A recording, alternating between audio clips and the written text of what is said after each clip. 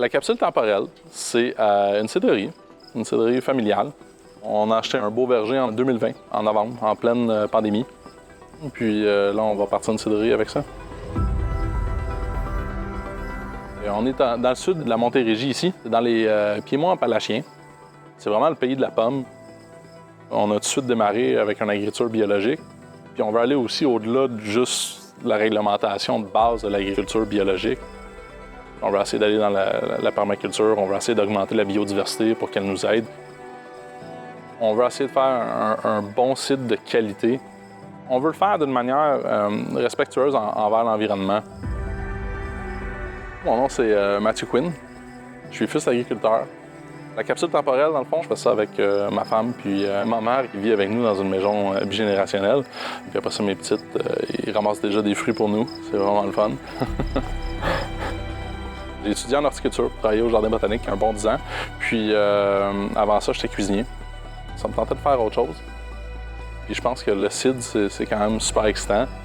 Puis là, on est en train d'apprivoiser le terrain. On a un super beau coteau juste en arrière où on aimerait ça mettre de la vigne. On a à peu près 2,5 hectares. Puis on a une possibilité de quasiment 1900 entailles d'érable. Éventuellement, on aimerait ça essayer de bouillir ça, faire un vraiment bon sirop. Peut-être même l'incorporer dans les cides, essayer de faire une petite méthode traditionnelle avec ça. Là. Ça serait le fun. C'est beaucoup ça le trip, tu sais. Puis ça se rattache un peu à ce qu'on veut faire avec la permaculture, dans le sens où on veut faire pousser nos choses nous-mêmes. Tu sais, je remarque le vinaigrier, tu sais, le rustifina. C'est vraiment abondant, c'est naturel. Le trip, c'est d'aller chercher toutes ces petites choses-là qui poussent déjà ici, puis on aimerait ça être capable d'en mettre dans notre cidre. Par exemple, le Rubus odoratus, j'en avais jamais goûté avant. Là. Pourtant, c'est super bon, là, c'est parfait pour la transformation, de mettre dans un cidre. Merci d'être là, Steve. C'est vraiment le fun que quelqu'un qui a un bon palais comme toi vienne goûter à des cidres ici. Merci à toi de m'inviter, c'est trop cool. Merci de partager ça avec moi. C'est un privilège pour moi d'être ici. Arrête.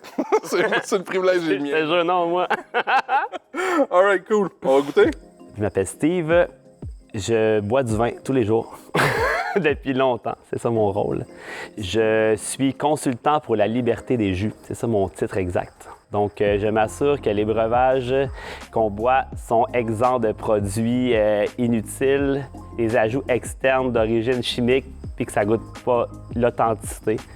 J'ai connu Matt quand on travaillait au restaurant Lalou. Notre amour de la gastronomie nous a toujours gardés en contact.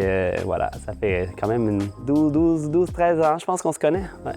C'est important des projets comme celui à Matt parce que je pense que dans l'avenir très proche de nous, le bio, ce sera juste le minimum parce qu'on ne peut plus continuer à épandre des produits chimiques autant dans un verger ou dans des vignes parce que ça va être aussi l'avenir d'amener des insectes, amener des pollinisateurs, fixer l'eau au sol. Donc, pour moi, j'ai envie toujours d'embrasser ces genres de projets-là parce que c'est synonyme d'avenir et de pérennité de la terre.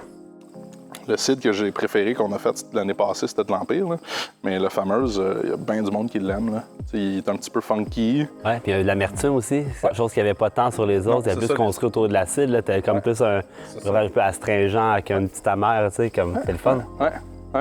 Dans la qualité des cidres, je trouvais qu'il y avait quand même une certaine profondeur, même s'il y avait de la soif dans ce qu'il faisait. Donc, des breuvages tonifiants, de soif qui rafraîchissent. Il y avait un peu le dénominateur commun de faire saliver.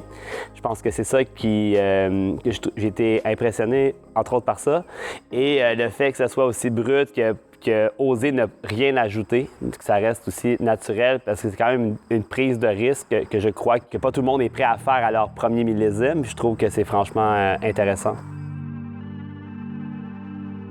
Les cidres qu'on a fait à date, je les trouve bien le fun. On a un bon feedback avec le type de clientèle qu'on veut aller chercher. Là. Les gens qui sont peut-être un petit peu plus aventureux, qui ont le goût d'avoir de la variété, bien, ces gens-là, ils aiment les produits.